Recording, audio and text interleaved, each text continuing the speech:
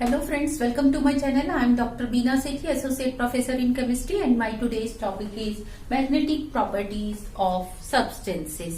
आज हम देखेंगे कि मैग्नेटिक प्रॉपर्टीज ऑफ सब्सटेंसेस के पीछे उनका बेसिक ओरिजिन क्या है, क्यों मैग्नेटिक प्रॉपर्टीज होती हैं या किसी सब्सटेंस में मैग्नेटिक प्रॉपर्टीज नहीं है तो क्यों नहीं है। साथ में हम देखेंगे उससे जुड़ी हुई और टेक्निकल टर्म्स कि हम मैग्नेटिक बिहेवियर या मैग्नेटिक प्रॉपर्टीज को किन टेक्निकल टर्म्स में डिफाइन करते हैं या हम उसको मेजर करते हैं।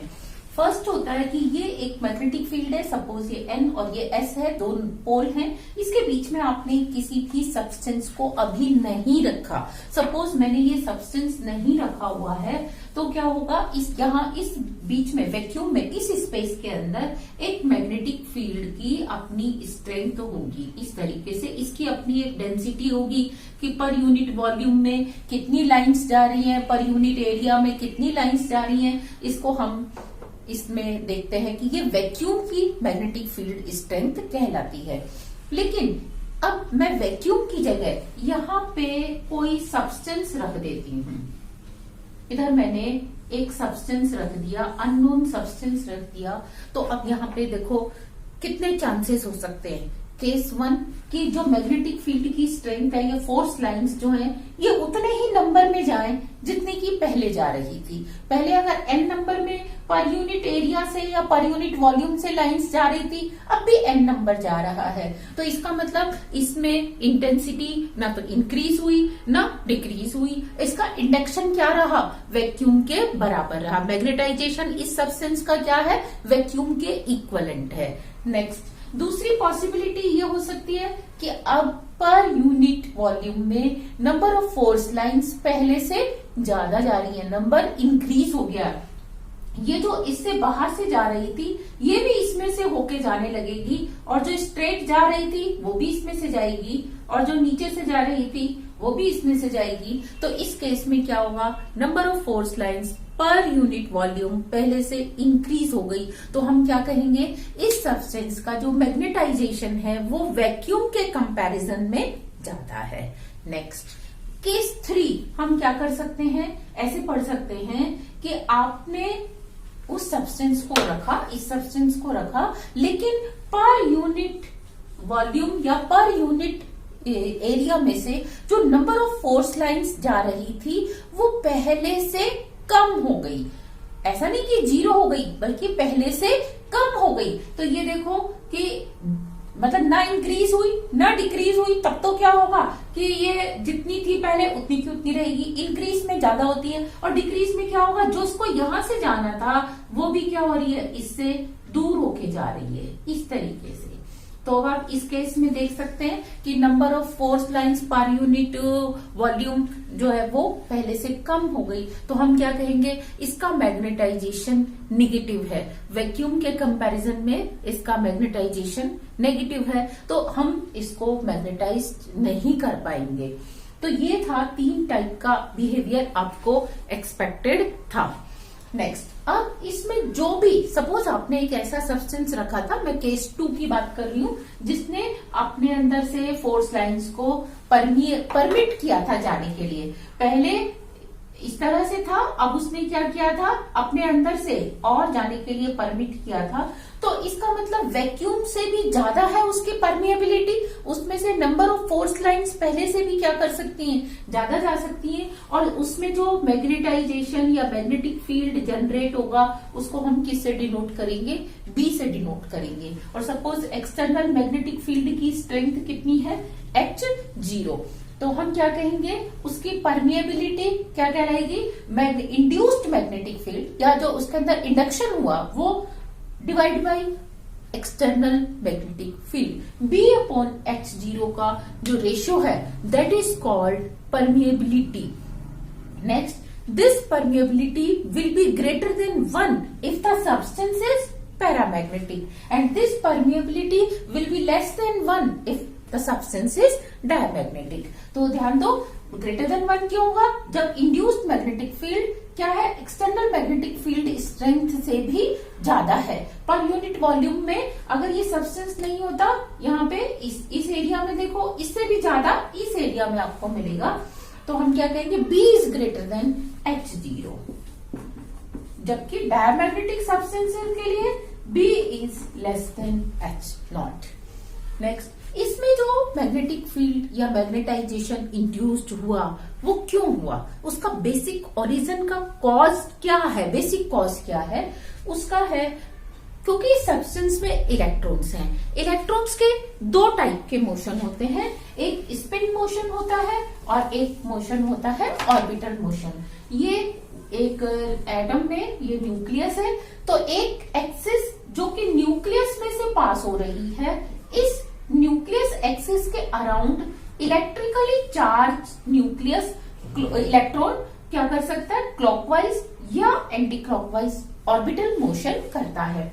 दूसरा, एक एक्सिस जो इस इलेक्ट्रॉन की अपनी बॉडी में से होके जा रही है, ये एक्सिस अपनी ही एक्सिस के अलोंग भी ये उसके अलोंग क्या करता है, स्पिन करता है, इधर क्लॉकवाइज और एंटी क्लॉकवाइज स्पिन करता है। तो ये एंटी क्लॉकवाइज या क्लॉकवाइज कुछ भी स्पिन हो सकता है। इसके कारण इसका स्पिन मैग्नेटिक मोमेंट जनरेट होता है और ऑर्बिटल मोशन के कारण इसका ऑर्बिटल मोशन जनरेट होता है, ऑर्बिटल मैग्नेटिक मोमेंट जनरेट होता है, जिसे हम न्यू एस और न्यू एल से डिनोट करते हैं। और इन दोनों को मिला के क्या बनता है, उसका टोटल मैग्नेटिक मोमेंट बनता है, जिसे हम म्यू से डिनोट करते हैं।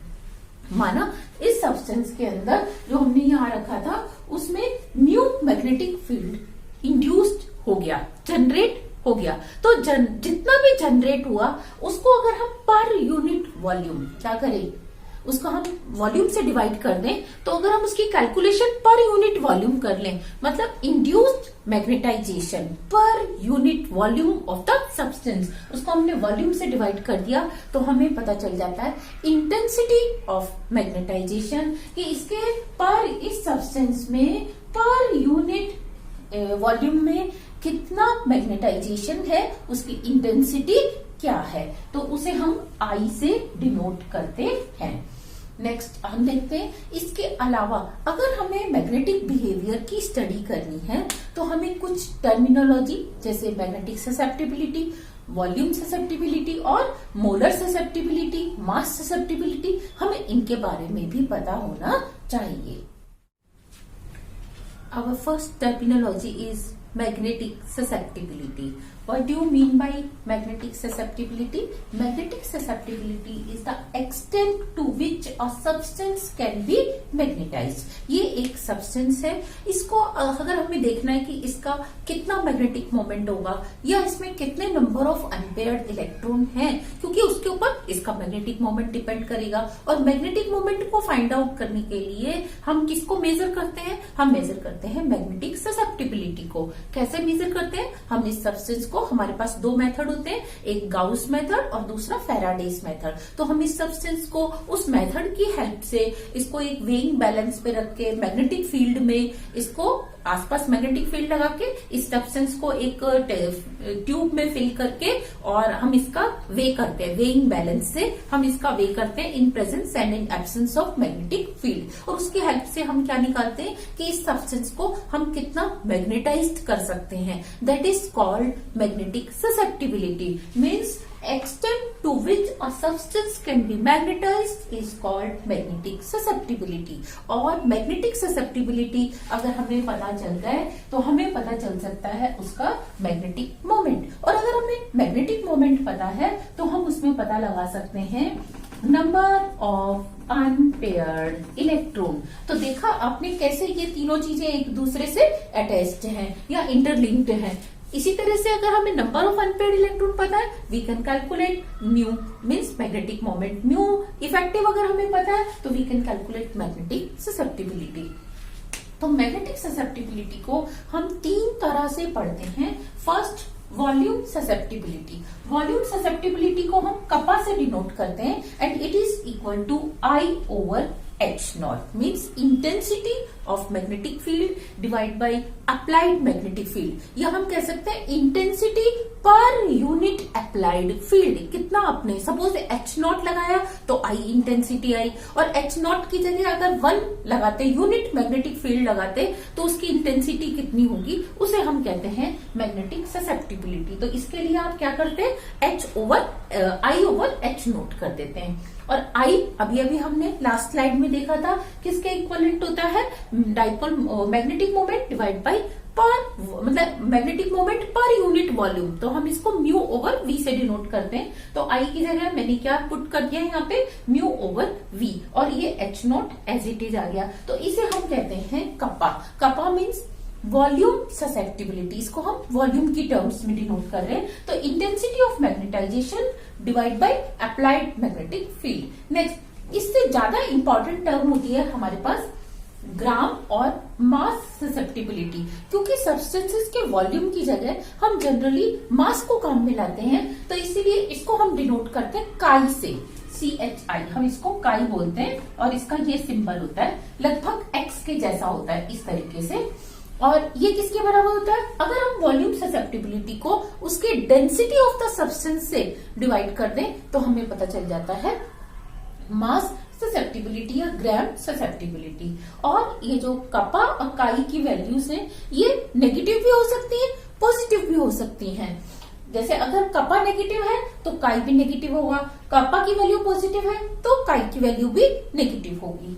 नेक्स्ट इसकी टर्म होती है मोलर ससेप्टिबिलिटी। मोलर ससेप्टिबिलिटी के केस में हम क्या करते हैं कि जो उसकी ससेप्टिबिलिटी है उसको हम मोलर मास से, मीन्स उसके मॉलिक्यूलर वेट से मल्टीप्लाई कर देते हैं। तो we get chi into M, means molar susceptibility per mole of that substance. तो इसे हम किससे डिनोट करते हैं, मोलर ससेप्टिबिलिटी से। और इसकी एप्लीकेशन क्या है, इन तीनों की वॉल्यूम ससेप्टिबिलिटी और ग्राम ससेप्टिबिलिटी, मोलर ससेप्टिबिलिटी की जो इंपॉर्टेंस है वो क्या है, with the help of these values only we can define, we can classify magnetic behaviour या magnetic properties of compounds, of substances. Magnetic behaviour या आप कह सकते हो magnetic properties of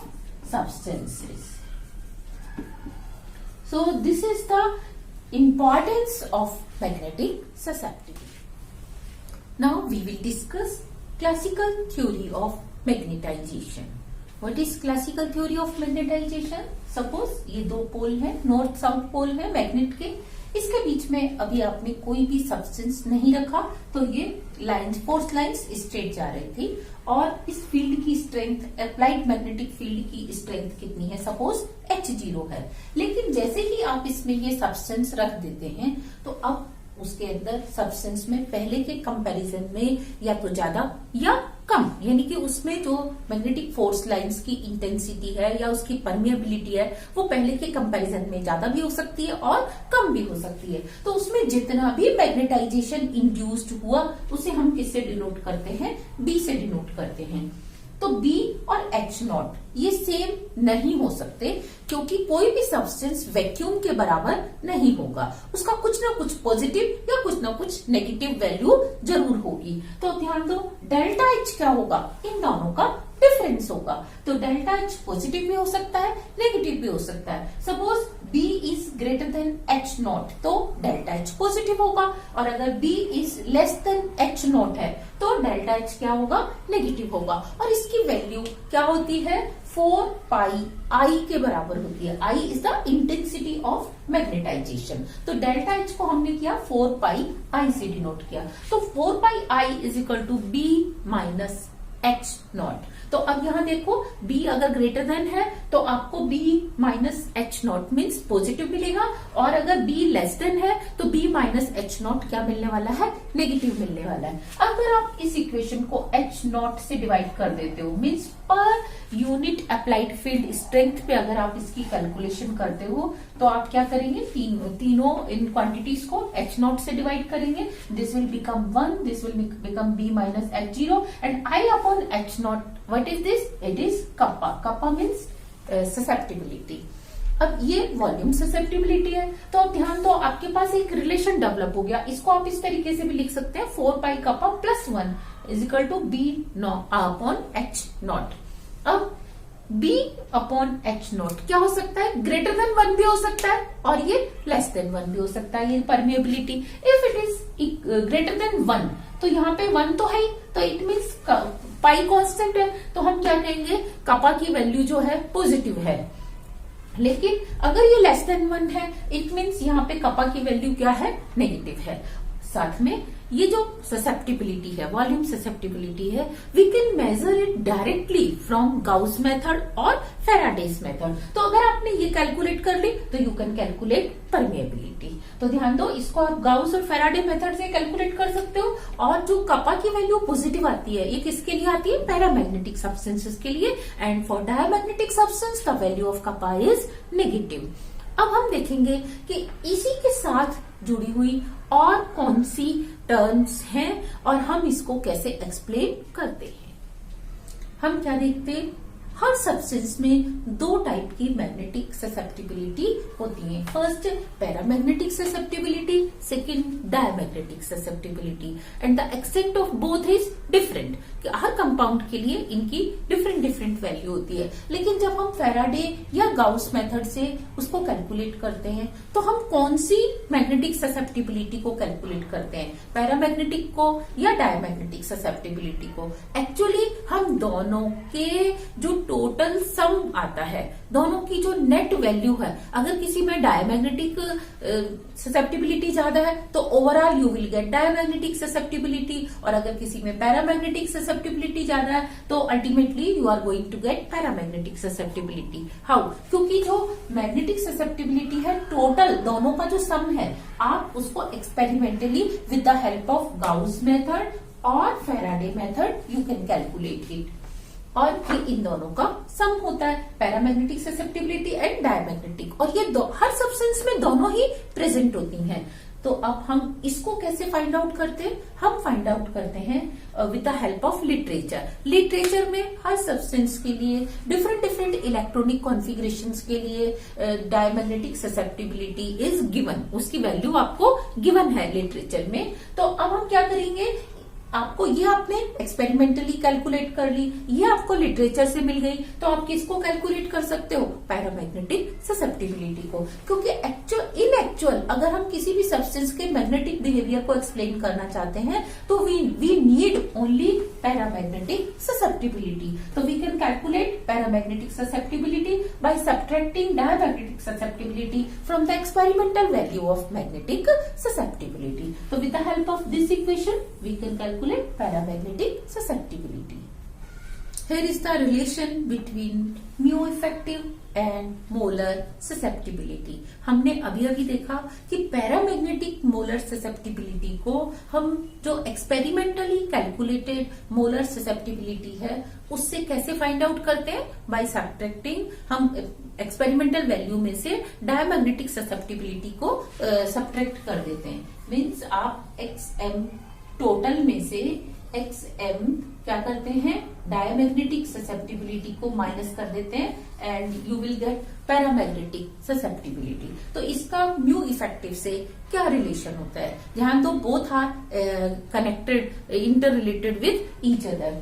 XMP is equal to n square mu effective divide by 3RT. इनके बीच में ये relation होता है. अब यहाँ हम ध्यान दें कि n की वैल्यू क्या है? It is equal to Avogadro number. Avogadro number you all know 6.02 into 10 to the power 23, and R is the gas constant. Again it is a constant, and T absolute temperature. इसको हम kelvin में denote करते हैं.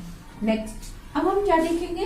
अगर हमें XMP हमने experimentally calculate कर लिया, this is constant temperature, you can note down easily, so we can calculate mu effective. mu effective at that temperature, and if the value of mu effective is given, we can calculate paramagnetic susceptibility. Both are interrelated. तो आप देखो, अगर आपको mu effective calculate करना है तो आप इन सब की वैल्यू रख देंगे और कैसे फाइंड आउट करेंगे कि 3RT ऊपर जाएगा, n² नीचे आ जाएगा, and you will gate 3xmp into RT divide by n²। और इसकी यूनिट्स क्या होती है? Bore magneton. तो देखो, आपको ये गिवन है तो आप फाइंड आउट कर सकते हैं मैग्नेटिक ससेप्टिबिलिटी, पैरामैग्नेटिक ससेप्टिबिलिटी, और पैरामैग्नेटिक ससेप्टिबिलिटी गिवन है तो you can calculate magnetic effective magnetic moment. Next, अगर आपको इफेक्टिव मैग्नेटिक मोमेंट पता है तो you can calculate number of unpaired electron also, and number of electron अगर आपको अनपेयर्ड इलेक्ट्रॉन पता है तो you can calculate mu effective. तो ये तीनों टर्म्स एक दूसरे से क्या है? इंटररिलेटेड है, और इसको हम बोर मैग्नेटोन में कैलकुलेट करते हैं, and 1 Bohr magneton is equal to EH/4πm, और इसकी वैल्यू आती है 9.27 इंटू 10⁻⁻27 जूल पर टेस्ला। तो हम इसको बोर मैग्नेटोन की यूनिट में फाइंड आउट कर सकते हैं। यहां ध्यान दो कि जो म्यू की वैल्यू है, म्यू इफेक्टिव की वैल्यू है, sometime we denote it as mu J, and sometime we denote it by mu L plus S, and sometime we denote it by mu S only। ये तीनों कौन से cases में और क्यों हम इसको इस तरीके से डिनोट करते हैं? हम क्यों नहीं एक ही मेथड से इसको डिनोट करते? क्योंकि आपने अभी in the beginning of this lecture आपने देखा था कि हर इलेक्ट्रॉन के 2 टाइप के मोशन होते हैं, एक अपनी ही एक्सिस के ऊपर और एक न्यूक्लियर एक्सिस के ऊपर, जो न्यूक्लियस से पास हो रही है, ऑर्बिटल मोशन। एंड इसलिए न्यूक्लियर एक्सिस है और ये इलेक्ट्रॉन है, तो ये न्यूक्लियर एक्सिस इसके अंदर से पास नहीं हो रही है, तो इसीलिए जब कोई इलेक्ट्रिकली चार्ज स्पीसीज या पार्टिकल किसी दूसरी एक्सिस के अराउंड रिवॉल्व करता है तो इसके चारों तरफ एक मैग्नेटिक फील्ड जनरेट होता है, मैग्नेटिक मोमेंट जनरेट होता है, जिसको हम ऑर्बिटल मैग्नेटिक मोमेंट कहते हैं। और जब ये अपनी ही एक्सिस के ऊपर क्लॉकवाइज या एंटी क्लॉकवाइज स्पिन करता है, मीन्स रोटेट होता है, तो भी क्या होता है? इसके चारों तरफ एक मैग्नेटिक फील्ड जनरेट होता है, जिसे हम स्पिन मैग्नेटिक मोमेंट कहते हैं। अब दोनों ही क्या है? वेक्टर क्वांटिटी है, इसकी भी एक डायरेक्शन होगी, क्लॉकवाइज है तो अपवर्ड होगी, एंटी क्लॉकवाइज है तो डाउनवर्ड होगी, और इसकी भी क्या है? अपनी एक एक्सिस होगी, क्लॉकवाइज कर रहा है तो अपवर्ड होगी और एंटी क्लॉकवाइज कर रहा है तो क्या होगा? डाउनवर्ड होगी। यहां मैं आपको एक छोटी सी बात और बता देना चाहती हूँ कि क्लॉकवाइज और एंटी क्लॉकवाइज मोशन क्या होते हैं। क्या जो घड़ी के डायरेक्शन में मूव करता है उसको हम क्लॉकवाइज, और जो घड़ी के अपोजिट डायरेक्शन में मूव करता है उसको एंटी क्लॉकवाइज कहते हैं? नो। यहां मैं आपको एक इंटरेस्टिंग बात बताती हूँ कि इस दुनिया में ना तो कोई क्लॉकवाइज है ना ही कोई एंटी क्लॉकवाइज है। तो देखो, आपको लग रहा होगा ना कि ऐसा क्यों? बिल्कुल सही, ये मैंने बिल्कुल सही स्टेटमेंट दिया आपको कि इस दुनिया में ना तो कोई क्लॉकवाइज है ना कोई एंटी क्लॉकवाइज है। तो आप कहेंगे फिर हम इतने सालों से क्यों पढ़ते आ रहे हैं कि ये क्लॉकवाइज और ये एंटी क्लॉकवाइज 2 तरह के मोशन होते हैं? यस, 2 तरह के मोशन होते हैं, लेकिन क्लॉकवाइज और एंटी क्लॉकवाइज कोई भी मोशन नहीं होता।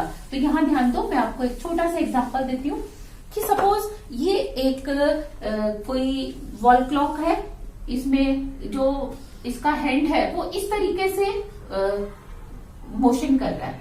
आप इसको कहेंगे ये क्लॉकवाइज है, क्योंकि यहाँ 12, यहाँ 3, यहाँ 6 और यहाँ 9 है। तो ये निडल इसकी इस तरीके से इसका हैंड मोशन में है, तो आप इसको कहेंगे क्लॉकवाइज है। बिल्कुल आपकी तरफ से आप इसको देखेंगे तो क्लॉकवाइज है, लेकिन अभी मैं इस वॉल क्लॉक को अपने हाथ पे लेके और अपने से आगे रख लेती हूँ और मैं इसको पीछे से देखती हूँ, तो अब क्या होगा? ये निडल बिल्कुल ये हैंड इसी तरीके से रोटेट कर रहा है जैसे पहले कर रहा था, जिसे आप क्लॉकवाइज कह रहे थे। लेकिन मेरे को यहाँ से क्या दिख रहा है? मैं अपनी साइड से इसको देखूंगी तो इट इज एंटी क्लॉकवाइज, क्योंकि मेरे हिसाब से तो क्लॉकवाइज ये होगा, आपके हिसाब से क्लॉकवाइज ये होगा। लेकिन जब ये आपकी तरफ से इस तरीके से एंटी क्लॉकवाइज मोशन करेगा तो मेरी तरफ से वो क्या हो रहा होगा? एंटी क्लॉकवाइज मोशन हो रहा होगा। तो हम इसको क्या कहते हैं कि 2 टाइप के मोशन है, एक दिस टाइप एक दिस वे। तो जो पहला मोशन होगा किसी भी स्पीसीज में, चाहे वो इस तरह से हो चाहे इस तरह से, हम उसको मानते हैं कि आधी दुनिया के लोग उसको इधर से देख रहे हैं और आधे वर्ल्ड के लोग उसको इस साइड से देख रहे हैं। आधी दुनिया के लिए वो आगे है, आधी दुनिया के लिए वो पीछे है।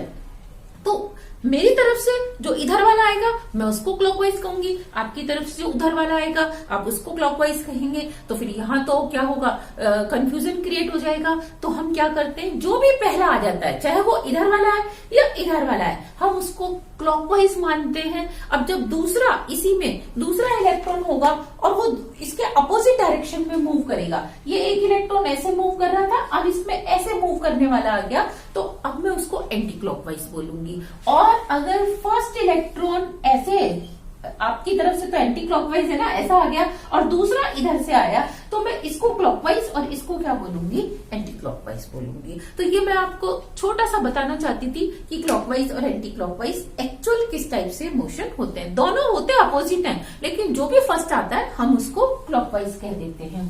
तो अब आपने देखा इन दोनों के कारण ही क्या होगा कि ऑर्बिटल मोशन के कारण और स्पिन मोशन के कारण उसमें मैग्नेटिक फील्ड जनरेट होगा। अब उसकी डायरेक्शन दोनों की पैरेलल भी हो सकती है और दोनों की एंटी पैरेलल भी हो सकती है और दोनों में कोई अलग डायरेक्शन भी हो सकती है। तो हम क्या देखते हैं, एल के साथ मैग्नेटिक जो ऑर्बिटल मैग्नेटिक मोमेंट है और स्पिन मैग्नेटिक मोमेंट दोनों सेम डायरेक्शन में है तो एडिशन होगा, और दोनों अपोजिट डायरेक्शन में है तो सब्ट्रैक्शन होगा। तो आप कहेंगे एल प्लस एस से एल माइनस एस, जब दोनों जुड़ गए तो मैक्सिमम वैल्यू, और जब दोनों का हम डिफरेंस ले रहे हैं तो क्या होगा, मिनिमम वैल्यू। तो क्या इसके बीच में और वैल्यूज पॉसिबल है? यस, क्योंकि जरूरी तो नहीं कि दो ही डायरेक्शन हो, ये भी हो सकता है कि दोनों पैरेलल ना होके उनके बीच में कोई सर्टेन डिग्री का एंगल हो, इस तरीके से हो, इस तरीके से हो, 90 डिग्री का हो या मोर देन 90 हो या लेस देन 90 हो।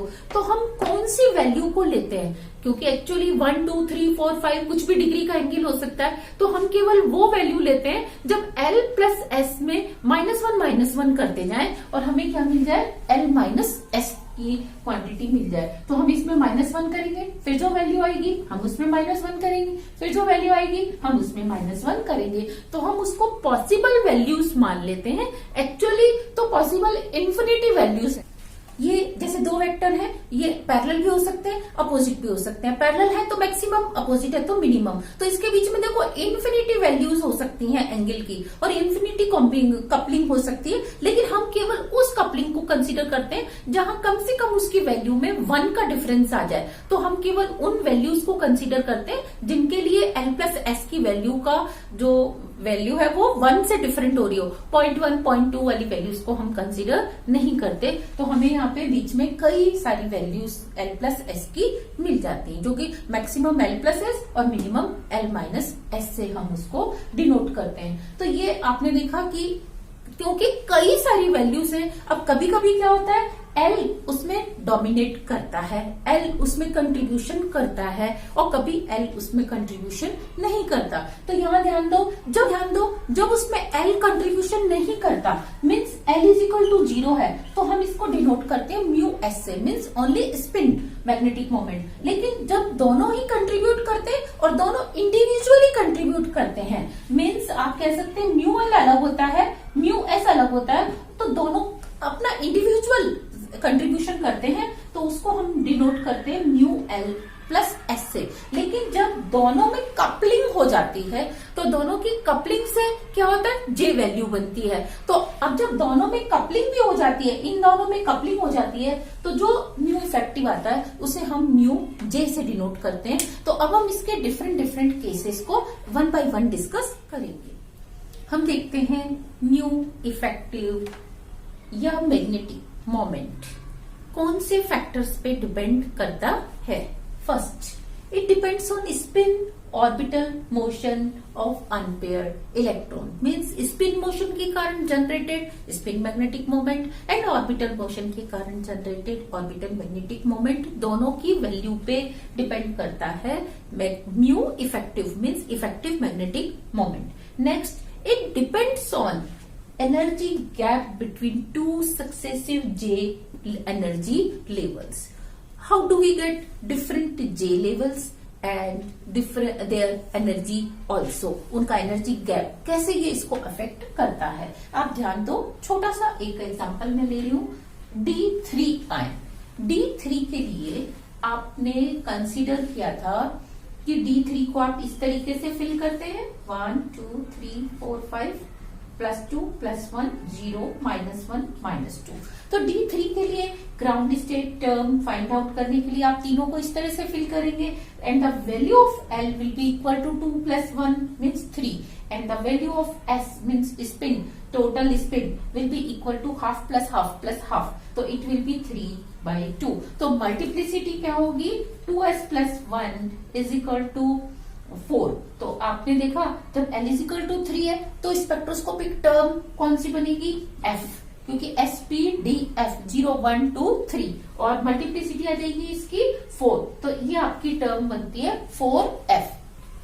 अब इसके लिए J वैल्यूज क्या होंगी, L + S से L - S तक। तो आपने J वैल्यू फाइंड आउट करना है, तो ये आपको मिलती है spin and orbital magnetic moment की कपलिंग से। तो L + S से L - S तक आपको वैल्यूज मिलती हैं। तो देखो 3 + 3/2, तो ये आपका हो जाएगा J की वैल्यू मिनिमम जो होगी वो क्या होगी, 3 - 3/2, क्योंकि आपने देखा मैक्सिमम और मिनिमम, लेकिन हमने एक रूल भी पढ़ा था कि जो J की वैल्यूज है वो लेस देन हाफ फील्ड और हाफ फील्ड इलेक्ट्रॉनिक कॉन्फ़िगरेशन के लिए lower value of J stable होती है, उसकी एनर्जी कम होती है, लेकिन मोर देन हाफ फील्ड के लिए हायर वैल्यू ऑफ J ज्यादा स्टेबल होती है। तो इसीलिए मैंने यहाँ पे लिखा 4F 3/2, मैंने उसकी J वैल्यू लिखी, means L - S minimum value L - S। तो आप 3 में से 3/2 माइनस करेंगे तो यू विल गेट 3/2। फिर आप उसमें मैक्सिमम वैल्यू लेना चाहते हैं तो 3 में 3/2 ऐड करेंगे, तो आपको मिलती है वैल्यू 9/2। और बीच में आपको दो वैल्यूज और कौन सी मिलती है, आप -1 -1 करते जाओ ऊपर से या नीचे से +1 +1 करते जाओ, तो आपको मिलती है 4F 5/2, 4F 7/2। ये आपको इस तरीके से 4 वैल्यूज ऑफ J मिलती हैं। ये जो स्पेक्ट्रोस्कोपिक टर्म की स्प्लिटिंग हुई, इसके एनर्जी लेवल्स बने, ये क्यों बने, because off spin orbital coupling, LS coupling के कारण। तो यहां तक का जो डायग्राम है वो किसके कारण है, because off spin orbital coupling. लेकिन हम क्या देखते हैं, अगर इसी आयन को हम मैग्नेटिक फील्ड में रख देते हैं, इस स्पीसीज को D3 जिसका कॉन्फ़िगरेशन है, हम उस कॉम्प्लेक्स को क्या करते हैं, मैग्नेटिक फील्ड में रख देते हैं, तो because of magnetic field, because of applied field strength H0, ये जो J वैल्यू थी इट गेट फर्दर स्प्लिटेड, और इस इफेक्ट को हम बोलते हैं Zeeman effect. Zeeman effect means splitting of J energy level in presence of external magnetic field is called Zeeman effect. तो अब देखो ज़ीमन इफेक्ट में क्या होता है कि 2J + 1 वैल्यूज बनती हैं, एनर्जी लेवल्स बनते हैं, half below the J level और half above the J level. तो देखो इसमें J की वैल्यू क्या है, 3/2, तो 2J + 1 कितना हो जाएगा, 4। तो आपको 4 एनर्जी लेवल्स मिलते हैं, 2 below the J and 2 above the J। तो यहाँ आप देख रहे हो आपको ये J फर्दर स्प्लिट हो गया and this splitting is called Zeeman effect. Next 5/2 के लिए आप करेंगे, J की वैल्यू 5/2 रखेंगे, तो you are going to get 6 energy levels, तो 3 above the level J and 3 below the J value 5/2।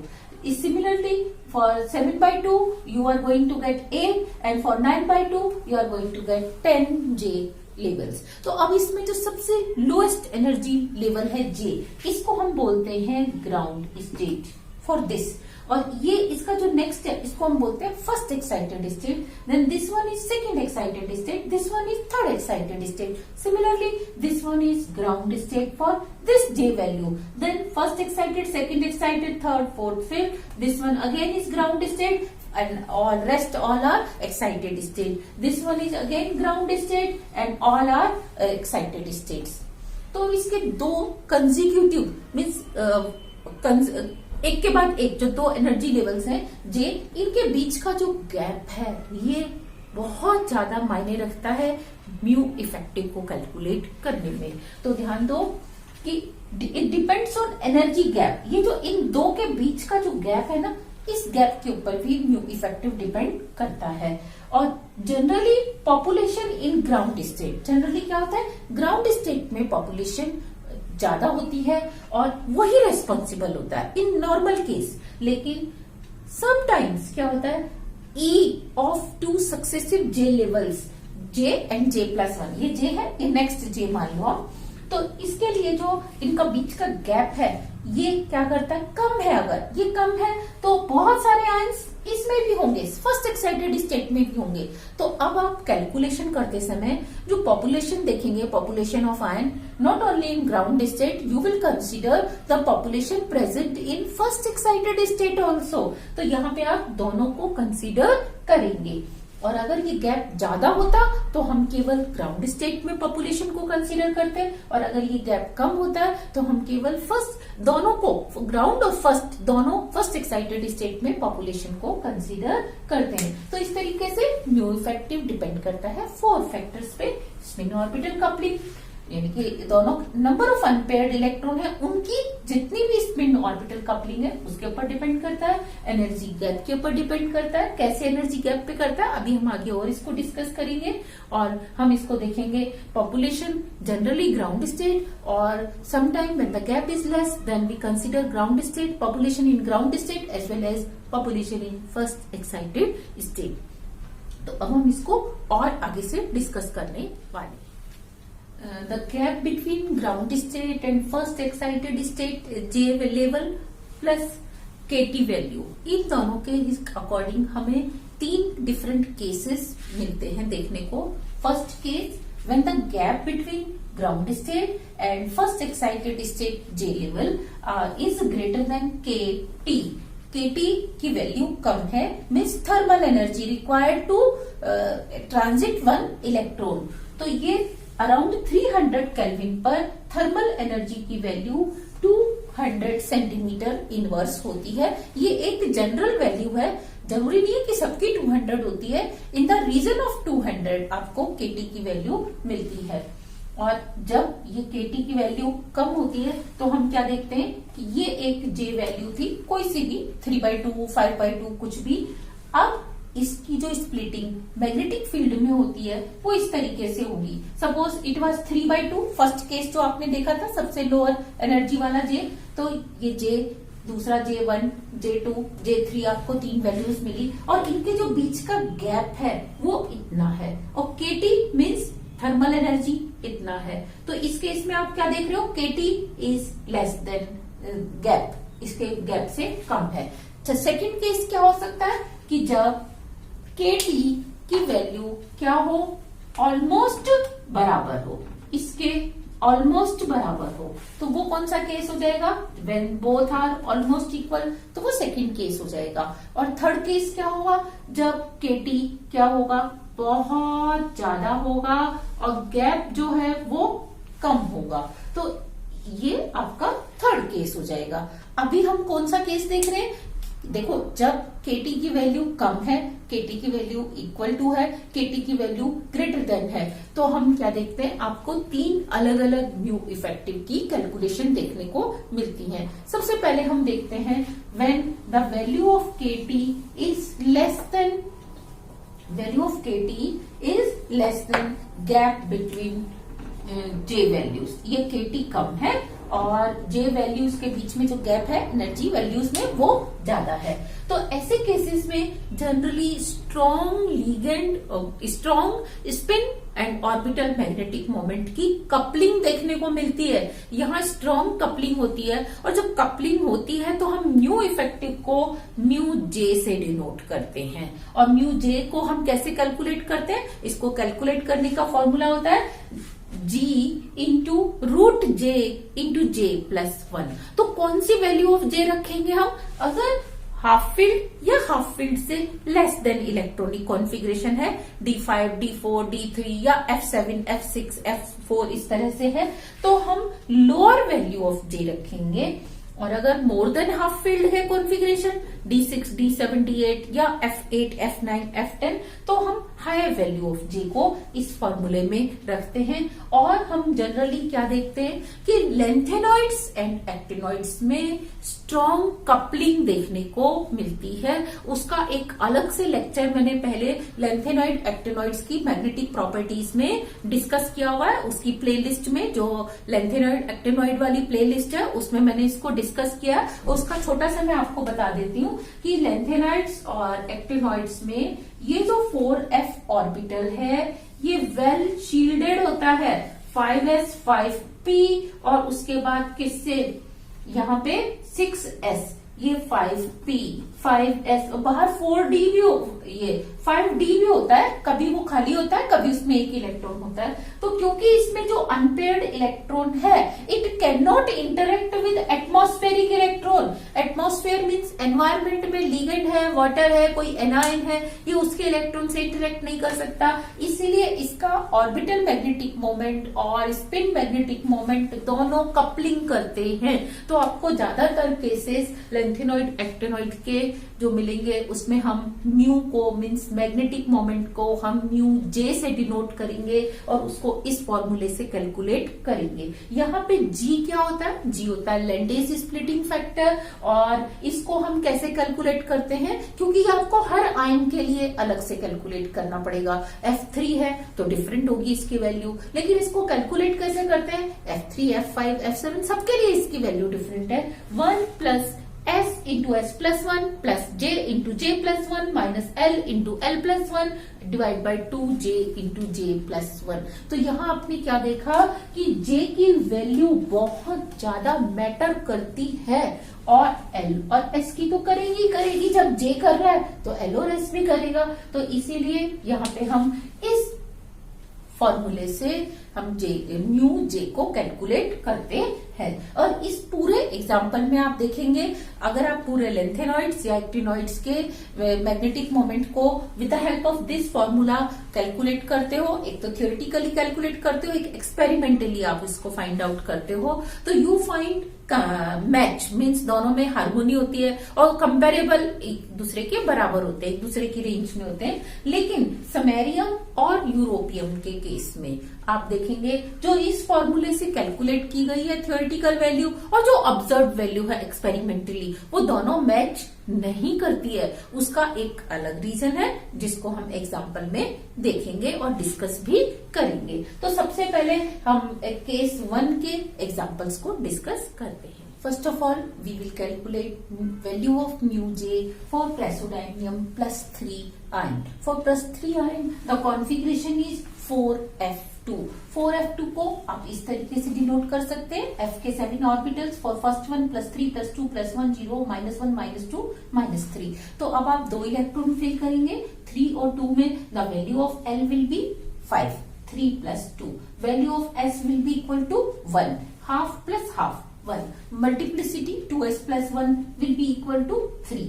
तो वैल्यू ऑफ J यहाँ अगेन आप ध्यान दो F2 कॉन्फ़िगरेशन क्या है, लेस देन हाफ फील्ड है, तो इसके लिए lower value of J means L minus S calculate करेंगे and it will come 5 minus 1 is equal to 4। तो इसकी स्पेक्ट्रोस्कोपिक टर्म क्या मिलने वाली है आपको, इसकी टर्म मिलेगी एनर्जी टर्म 3H4। मल्टीप्लिसिटी ऊपर लिखेंगे और क्योंकि L की वैल्यू 5 है तो SP D F G H, तो आपको इसकी कौन सी वैल्यू मिलेगी H और J हम लोअर वैल्यू रखेंगे 4, तो ये इसकी ग्राउंड स्टेट टर्म होगी।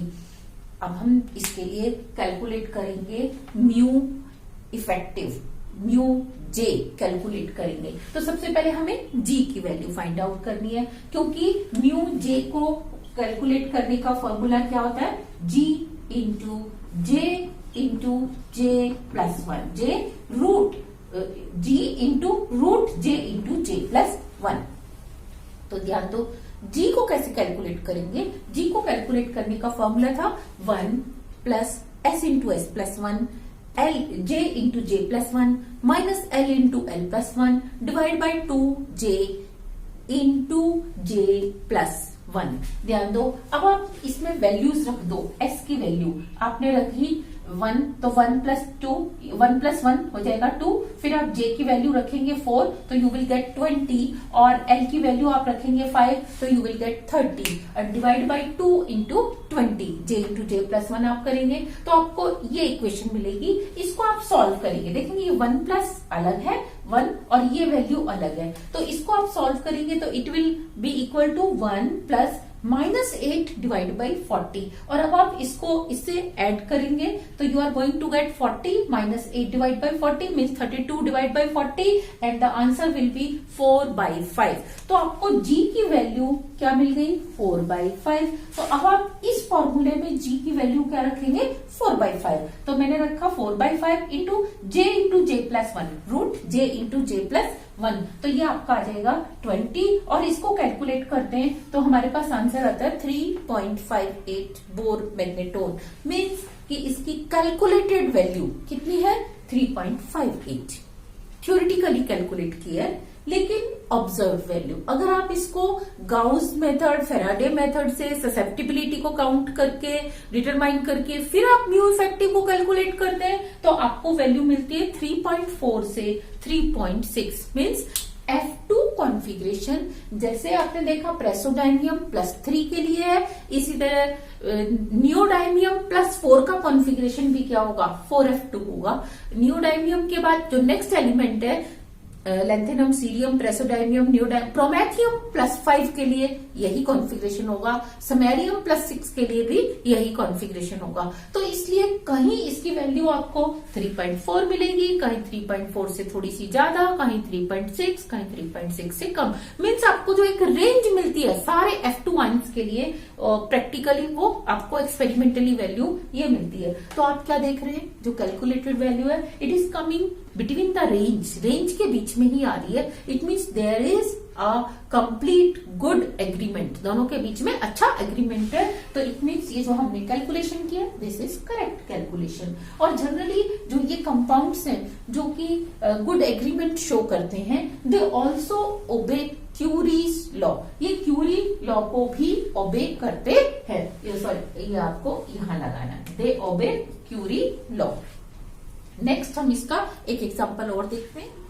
Next example is gadolinium +3 means 4F7 configuration. 4F7 configuration को हम इस तरीके से फिल कर सकते हैं, +3 +2 +1 0 -1 -2 -3। For this L will be equal to 0 and capital S total spin will be equal to 7/2 and multiplicity 2s plus 1 will be equal to 8 and the value of j, क्योंकि half field के लिए भी हम lower value of j लेते हैं L-S या S-L। तो देखो जब दोनों में से एक भी वेक्टर 0 होता है तो हम क्या देखते हैं, उसको चाहे आप ऐड करो चाहे सब्ट्रैक्ट करो, you are going to get the same value. तो यहाँ पे आपको एक वेक्टर 0 है तो आपको j की वैल्यू मिलेगी 7/2 और इसकी टर्म क्या बन जाएगी? देखो मल्टीप्लिसिटी है 8 और L 0, तो ये S और ये बन गया 7/2। तो ये इसकी आपको j वैल्यू टर्म मिल जाती है, ग्राउंड स्टेट टर्म। अब इसके लिए आप उसी फॉर्मूले से जो हमने अभी अभी कैलकुलेट किया था, जिस फॉर्मूले से लास्ट एग्जांपल के लिए हम g की वैल्यू कैलकुलेट करते हैं, तो इट कम्स इक्वल टू 2। जब g की वैल्यू 2 आती है उसको आप इस फॉर्मूले में रख देंगे, mu j is equal to g into root j into J plus 1 से। तो हम क्या देखेंगे, j की वैल्यू 7/2 इंटू 7/2 + 1 यह रखेंगे और आपको कैलकुलेटेड वैल्यू जो थ्योरेटिकली कैलकुलेटेड वैल्यू है वो मिलती है 7.94 बोर मैग्नेटोन। लेकिन अगर हम इसकी प्रैक्टिकली एक्सपेरिमेंटली हम ऑब्जर्व्ड वैल्यू देखते हैं तो वो आती है बिटवीन 7.8 एंड 8.0। तो यहाँ अगेन आप क्या नोटिस कर रहे हैं कि calculated value within the region range आ रही है क्या, ऑब्जर्व वैल्यू के। तो इट मीन्स दोनों के बीच में गुड एग्रीमेंट है और जो हमारा प्रोसीजर है it is correct also. Now we will discuss samarium and europium. Now we will calculate value of mu j means mu effective for samarium +3 and europium +3 for both are exceptional cases। तो यहाँ हम क्या देखते हैं, samarium +3 का configuration 4F5 होता है और 4F5 को आप इस तरीके से फिल करते हैं तो you get the value of L is equal to 5 and S is equal to 5/2 और multiplicity you are going to get 2s + 1 से 6 और j की हम लोअर वैल्यू कंसीडर करेंगे L-S, तो 5 - 5/2 से आपको इसकी वैल्यू मिलती है 5/2। तो इसकी टर्म क्या बन जाती है आपके पास 6H 5/2। अब इसके लिए जब हम म्यू जे की वैल्यू कैलकुलेट करते हैं थियोरेटिकली तो इट कम्स 0.84 बोर मैग्नेट्रॉन, लेकिन एक्सपेरिमेंटली इसकी वैल्यू 1.5 से 1.6 बोर मैग्नेट्रॉन आती है। इट मीन्स दोनों में मैच नहीं है, दोनों गुड एग्रीमेंट में नहीं है। नेक्स्ट, अगर हम यूरोपियम की बात करें तो यूरोपियम में कॉन्फ़िगरेशन होता है 4f6। 4f6 में एल की अगर आप 6 इलेक्ट्रॉन्स को इस तरीके से फिल करते हो तो you will get L is equal to 3 and S is equal to 3। Next 2s+1 multiplicity will be equal to 7 and J की वैल्यू क्या हो जाएगी आपके पास 0। क्यों? क्योंकि 3 - 3 0 हो जाएगा, L -S करेंगे इसमें तो आपको टर्म मिलती है 7G0। नेक्स्ट, इसके लिए जब हम म्यू जे कैलकुलेट करते हैं यूरोपियम +3 के लिए तो आपको इसकी वैल्यू कैलकुलेट करने पर आती है 0, लेकिन जब आप इसकी ऑब्जर्व्ड वैल्यू देखते हो तो it is higher than calculated value. It is between 3.4 and 3.6 Bohr magnetron. तो अब हमें ये समझना है कि पहले जो हमने दो एग्जांपल डिस्कस किए उसमें तो गुड एग्रीमेंट था कैलकुलेटेड एंड ऑब्जर्व वैल्यू में, लेकिन इनमें क्यों नहीं है? क्योंकि ध्यान दो, जैसे ये जे की एक वैल्यू थी और मैग्नेटिक फील्ड में वो इस तरह से स्प्लिट हो गई, तो ये आपका फर्स्ट जे हो गया, ये J0 है मीन्स ग्राउंड स्टेट, ये J1, ये J2, ये J3, इसके कई लेवल्स बन गए। तो जो फर्स्ट एक्साइटेड स्टेट या उसकी सेकंड एक्साइटेड स्टेट होती है उसकी कितनी एनर्जी होती है? J+1 into lambda. और लैम्डा क्या होता है? ऑलमोस्ट 1000 सेंटीमीटर इनवर्स की रेंज में होता है। और केटी हमने देखा था 300 केल्विन पर कितना होता है? Around 200 centimetre inverse. तो यहाँ देखो इन जनरल बाकी सारे केसेस में लैम्डा की वैल्यू होती है 1000, मीन्स कि ये ग्रेटर देन है, गैप ग्रेटर देन है किससे? केटी से।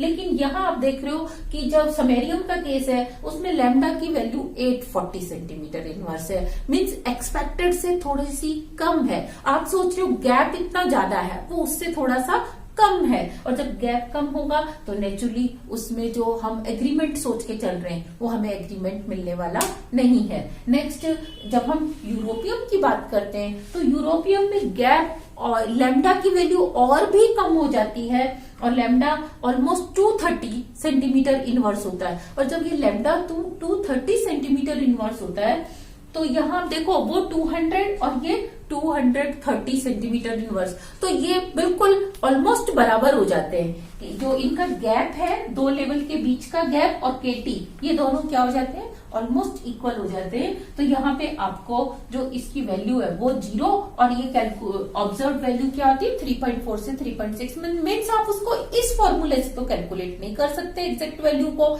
आपको कोई और फॉर्मूला लगाना होगा। तो ये दोनों क्या रहते हैं? एक्सेप्शनल केसेस रहते हैं। Now we will discuss case 2। Case 2 means where the value is the value of KT and the gap between J and J+1 दोनों क्या है? कंपेरेबल है, मीन्स लगभग बराबर वैल्यू है। Now we will discuss case 2 and case 3. Case 2, when energy gap between two successive J levels is approximately equal to KT, दोनों की value KT के बराबर है। आप ऐसे कह सकते हो कि ये J वैल्यूज थे, डिफरेंट J लेवल्स थे, तो इनका जो गैप है and that is equal to KT, दोनों बराबर है। तो उस केस में हम क्या देखते हैं? L and S both contribute but do not couple, means individually दोनों कंट्रीब्यूट करते हैं लेकिन उनमें कपलिंग नहीं होती कि L+S से L-S तक की वैल्यूज हो। तो हम क्या देखते हैं? No LS coupling and L and S both contribute individually और सेपरेटली। तो यहाँ पे हम म्यू इफेक्टिव को डिनोट करते हैं म्यू L+S से, और इसको हम म्यू जे कभी भी नहीं लिखते और इसका फॉर्मूला होता है √4s into S+1 plus L into L+1। तो दोनों कंट्रीब्यूट कर रहे हैं लेकिन इंडिविजुअली कंट्रीब्यूट कर रहे हैं। और इसके जो एग्जांपल्स आपको देखने में मिलते हैं वो कहाँ मिलते हैं? 4D एंड 5D में मिलते हैं। 4D और 5D सीरीज के एग्जांपल्स में, ट्रांजिशन एलिमेंट्स में आपको ये एग्जांपल मिलेंगे। और these type of elements also obey Curie law, ये क्यूरी लॉ को ओबे करते हैं। नेक्स्ट हम देखते हैं case 3, where energy gap between two successive J levels, energy levels is less than kT. तो यहां आप देखेंगे कि ये अगर जे लेवल्स है तो केटी की वैल्यू इतनी ज्यादा है और जे लेवल के बीच का गैप क्या है, लेस है। तो इस केस में L do not contribute, L कभी भी कंट्रीब्यूट नहीं करता, ना तो इंडिविजुअली ना कपलिंग से। और यहाँ पे हम न्यू इफेक्टिव को डिनोट करते हैं न्यू एस, स्पिन ओनली, इसको हम स्पिन ओनली भी कहते हैं। और इसमें अगर हम एल इंटू एल प्लस 1 को 0 कर दें तो आपको फॉर्मूला क्या मिलता है, 4s इंटू एस प्लस 1। और इसी को हम सिंपल वे में देखते हैं तो n इंटू एन प्लस 2, ये n प्लस 2 में n क्या है, नंबर ऑफ अनपेयर्ड इलेक्ट्रॉन, और S क्या होता है, total spin of unpaired electrons. तो ये वाले जो एलिमेंट्स हैं they do not obey Curie law, ये क्यूरी लॉ को ओबे नहीं करते। और इसके एग्जाम्पल आपको कहां से देखने में मिलते हैं, 3D सीरीज में जितने भी ट्रांजिशन एलिमेंट्स हैं उनका एग्जाम्पल आपको इसी तरीके से देखने का मिलता है। तो this was all about magnetic behaviour of substances. If you have any query, please write in my comment box so that I can solve your queries also. I will be very happy if I get opportunity to solve your queries also. And secondly, thank you for watching my lecture. Thank you.